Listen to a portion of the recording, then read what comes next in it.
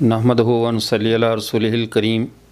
اما بعد فاعوذ باللہ من الشیطان الرجیم بسم اللہ الرحمن الرحیم۔ معزز سامعین، آج سے چند دن قبل جب ترکی حکومت کے مشہور ڈرامے جس کا نام ارطغرل غازی ہے اس کے حوالے سے جب گفتگو کی تو ہمارے بہت سے احباب جو کہ شاید اس بات کو سمجھ نہ سکے، جو قادیانیوں کی ان خفیہ سازشوں اور اسلام دشمنیوں سے واقف نہیں ہیں، ان کے لیے یہ بات کچھ عجیب تھی کہ آخر قادیانیوں کو ترکی سے کیا بیر ہو سکتا ہے، ان کی نفرت کے اسباب کیا ہیں۔ لہٰذا ان حضرات کے مطالبے نے آج اس بات کی طرف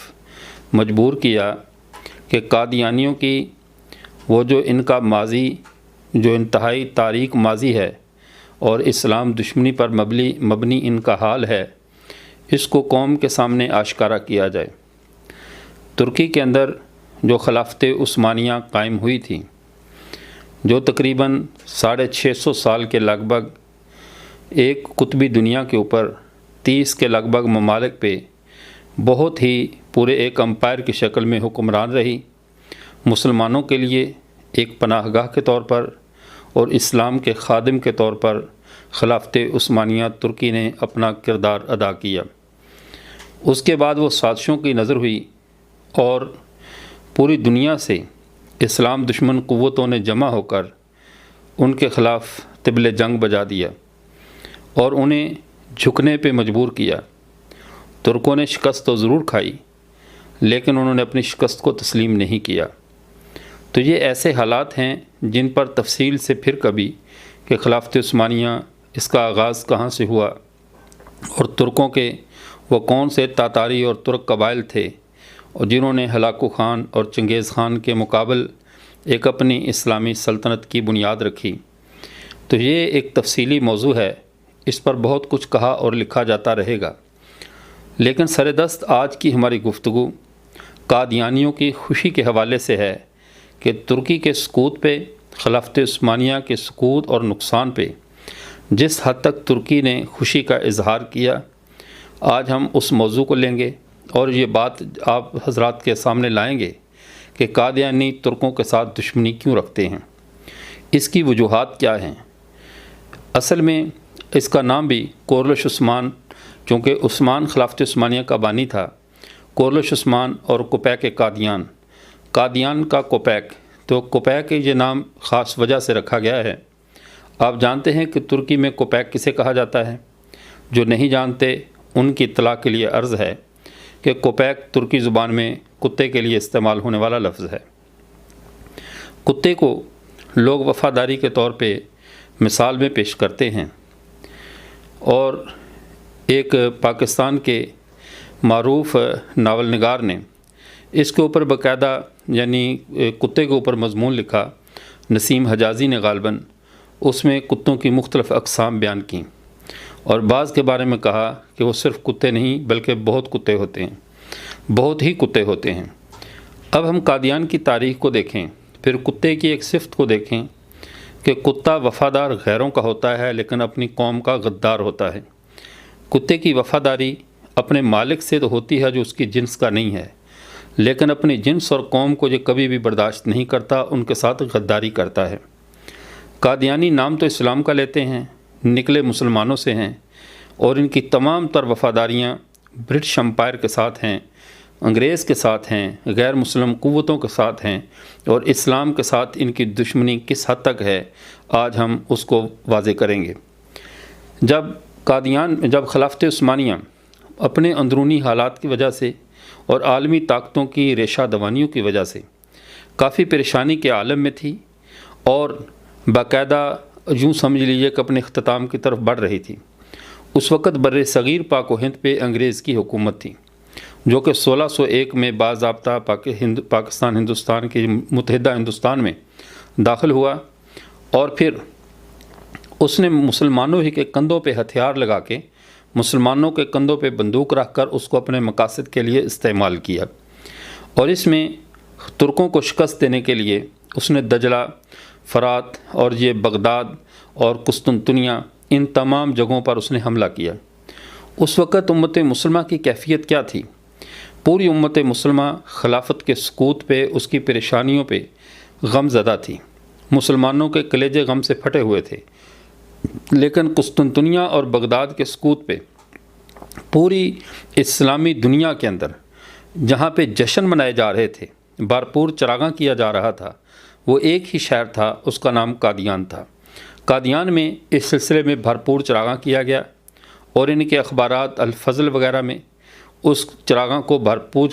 کوریج دی گئی اور دنیا کو بتلایا گیا کہ ہم نے اس معاملے میں اپنی حکومت کے ساتھ کس حد تک خوشی کا اظہار کیا برطانیہ کی فتح کے اوپر۔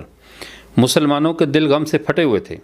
کہ امت مسلمہ کا سائبان ان کے سر سے خلافت کا سائبان چھن رہا تھا اور دنیا کی 20 طاقتیں مل کر ایک اسلامی قوت کو نیست و نابود کرنے کے در پہ تھیں،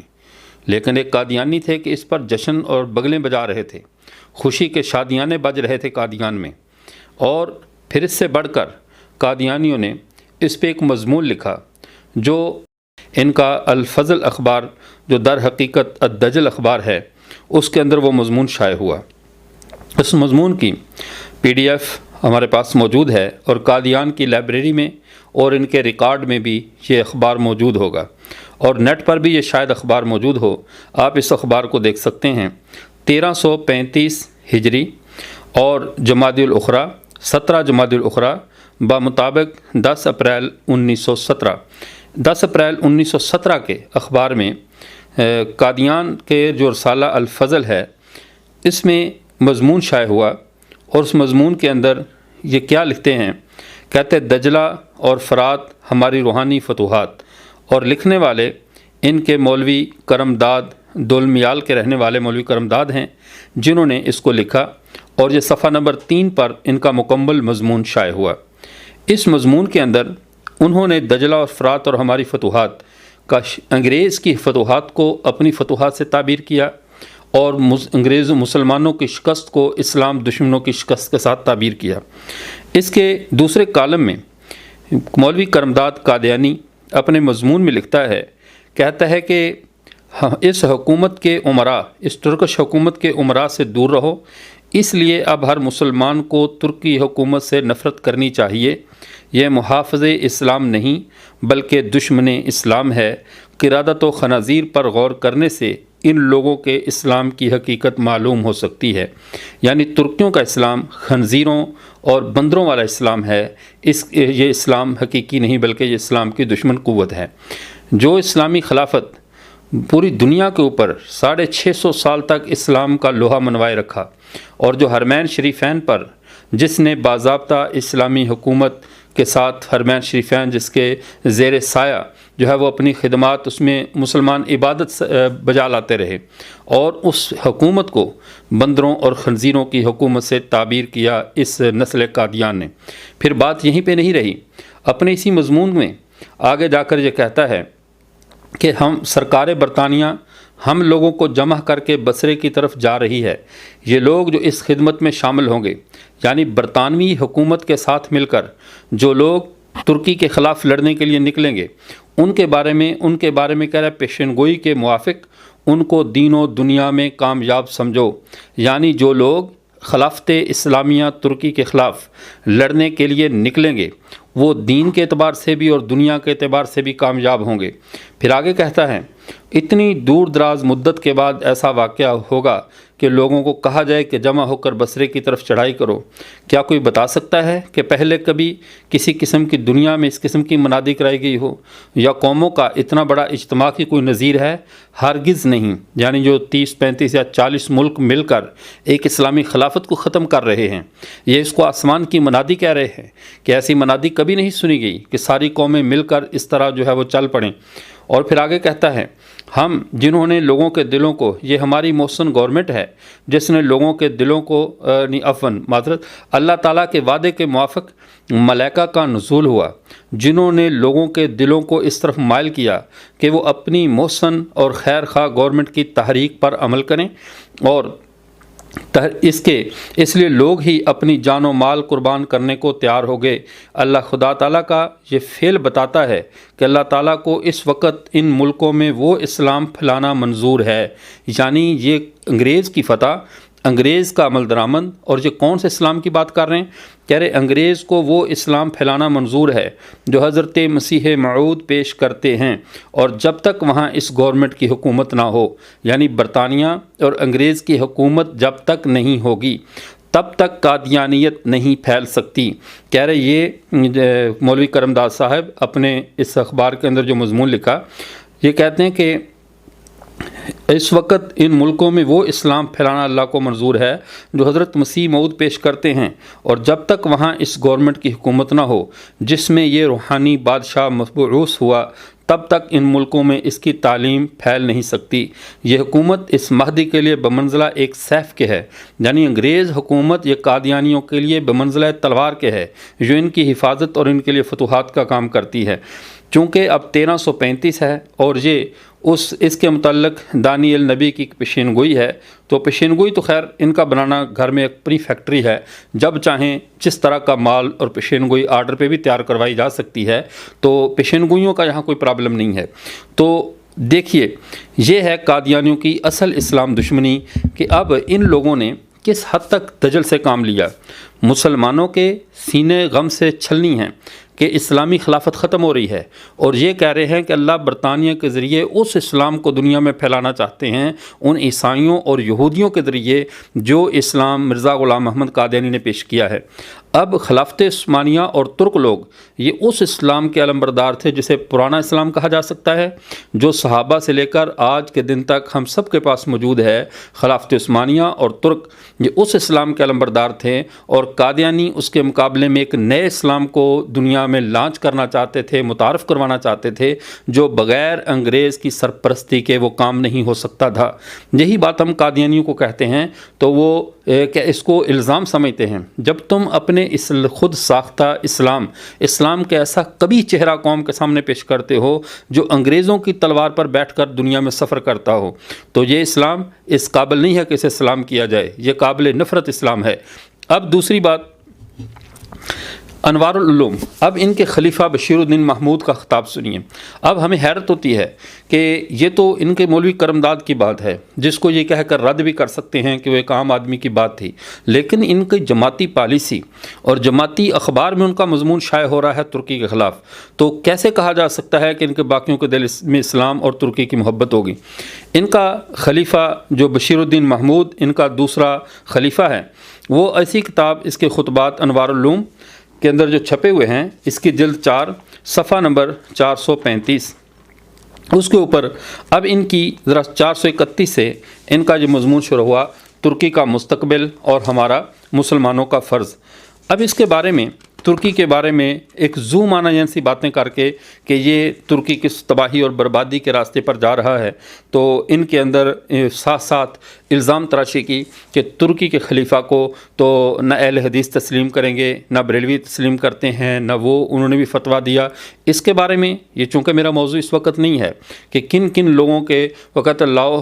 محضر نامہ میرا میں بھی دیکھ لوں کس کس کی مہر ہے سر محضر لگی ہوئی، تو یہ محضر کے اوپر کن کن کی مہریں لگی ہوئی تھیں، خلافت عثمانیہ کو گرانے میں کن کن لوگوں کا ہاتھ تھا، تو بقیہ سے میری غرض نہیں، میں اس پہ وہ شہر پاکستان کے اندر بھی لکھا جا چکا، اور آج کل مفکر اسلام حضرت مولانا زاہد الراحجی صاحب دامت فیضہم کے بھی کچھ مضامین چل رہے ہیں، تو ان سے بغرض نہیں،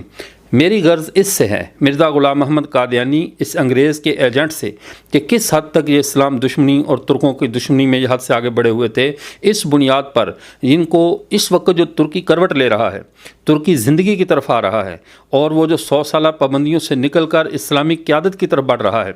اب ان کو وہی تکلیف ہے کہ اگر دوبارہ یہ غالب آ گیا تو ہمیں بھاگنے کو رستہ نہیں ملے گا، ہمارے لیے اس کے بعد کیا جگہ ہے۔ یہ ہے ان کی اصل تکلیف کا سبب۔ جب امت مسلمہ پورے یعنی مجموعی طور پہ ترکی کے خلیفہ کو اپنا سلطان اور خلیفہ سمجھتی تھی، اس وقت ان کا بشیر الدین محمود اپنی کتاب صفحہ نمبر 435 پہ لکھتا ہے، جماعت احمدیہ کے نزدیک ہمارے سلطان ملک معظم جارج خامس فرمانروائے حکومت برطانیہ ہیں، یعنی ہمارے سلطان وہ مسلمانوں والے نہیں ہیں، بلکہ ہمارے سلطان ملک معظم جارج خامس فرمانروائے حکومت برطانیہ ہیں، اور خلیفہ وقت حضرت مسیح موعود کا صحیح جانشین یہ عاجز ہے۔ کہہ رہا ہے خلیفہ اس وقت مسلمانوں کا میں ہوں، اور جو سلطان ہیں وہ برطانیہ کا جارج خامس وہ سلطان ہے، یعنی بالکل ایک الگ ہٹ کر ایک نئی امت کی راہ قائم کر رہے ہیں جس کا اسلام سے کوئی تعلق نہیں، اور اسلام کی ٹھیکیداری میں ان سے پوچھا جائے تو یہ ان کے پاس جیسے سارے جہاں کا درد انہی کے سینے میں ہے امت مسلمہ کا، اور یہ ہے ان کی اصل کرتوت۔ جب خلافت عثمانیہ خلافت اسلامیہ پہ امت مسلمہ کٹ رہی تھی اور خلافت کی حفاظت کے لیے اپنی جانوں کے نذرانے پیش کر رہی تھی، یہ اپنی ساری خدمات انگریز کی گھٹ جھولی میں ڈال رہے تھے، اپنے جوانوں کو تیار کر کے خلافت عثمانیہ کے خلاف فوجوں میں بھرتی کیا جا رہا تھا، ان کو بھیج رہے تھے۔ تو اس لیے اس دور میں یہ جو ترکوں نے اپنے ڈراموں کے ذریعے ڈرامائی انداز میں پوری دنیا کے دماغوں کو ہائی جیک کیا، وہ دماغ جو پہلے عالمی عیسائیت کے یا یہودیت کے جو میڈیا کے غلام بن چکے تھے، ان کو نکال کر بحثیت مجموعی نفع نقصان سے قطع نظر اتنا کیا کہ ان کو اپنے ماضی کے ساتھ مسلمانوں کو جوڑنے کی کوشش کی، پرانے دور کی کچھ یادیں لائے۔ اس میں سب سے زیادہ پریشانی قادیانیوں کو ہو رہی ہے۔ ایک ان ڈراموں سے جو ذوق جہاد، اب وہ جہاد کو کرنے کے قابل ہے یا نہیں یہ ایک الگ بحث ہے، ڈرامے دیکھ کر کوئی مجاہد تو نہیں بنا کرتے، یہ ایک الگ موضوع ہے، لیکن جس طرز پہ جہاد کی ایک سوچ کو انہوں نے پروان چڑھایا ہے، قادیانیوں کے لیے سب سے بڑی پریشانی ہے کہ ان کے خلیفہ، ان کے جس کو خود ساختہ نبی بنایا تھا، اس نے آ کر تو جنگوں کا اختتام کر دیا تھا۔ اس نے تو کہا تھا آتے ہی اپنی کتاب میں اس نے شاعری کرتے ہوئے، اپنی جو بے سری اس کی شاعری ہے اس میں اس نے شاعری کرتے ہوئے کہا تھا، چھوڑ دو اے مسلمانوں جہاد کا خیال، حرام ہے اسلام میں اب جنگ و قتال، اب آ گیا اس آسمان سے جو دین کا امام ہے، اب سب اسلامی جنگوں کا اختتام ہے۔ اس طرح کی اوٹ پٹانگ شاعری کر کے اس نے فتویٰ دے دیا کہ جہاد اب ختم ہو چکا ہے۔ تو یہ وجہ ہے ایک قوم کے اندر ایک اپنے حقوق کی جنگ لڑنے کی جو بیداری کی لہر ہے اس سے قادیانی پریشان ہیں۔ دوسرا، ترکی کے ساتھ انہوں نے جو دشمنی شروع سے روا رکھی، ترکی کو خلافت عثمانیہ کو ختم کرنے میں جو ان کے خاص جاسوسوں نے وہاں پہ کارنامہ سر انجام دیا، حلب میں، شام میں، مصر میں، فلسطین میں قادیانیوں کے ساتھ مل کر، قادیانیوں نے یہودیوں کے ساتھ اور عیسائیوں کے ساتھ مل کر جو کارہائے بدنما سر انجام دیے، ان سب کے بعد یہ ترکی کا اس وقت ہوش میں آنا قادیانیوں کے لیے بہت بڑی سردردی ہے۔ لیکن امت مسلمہ کل بھی ترکی کے ساتھ کھڑی تھی، اب بھی انشاءاللہ ترکی کے ساتھ ہوگی، اور ترکی یہ کسی یعنی خاص جگہ یا یوں سمجھ لے کسی خاص لوگوں کا نہیں بلکہ پوری امت مسلمہ کا ہے۔ خلافت اسلامیہ اللہ کرے بحال ہو تو پھر یہ قادیانیت کو پوری دنیا میں سر چھپانے کو جگہ نہیں ملے گی، اور وہ دن دور نہیں جب قادیانیت کا کفر پوری امت پہ آشکارا ہو جائے گا۔ وآخر دعوانا الحمدللہ رب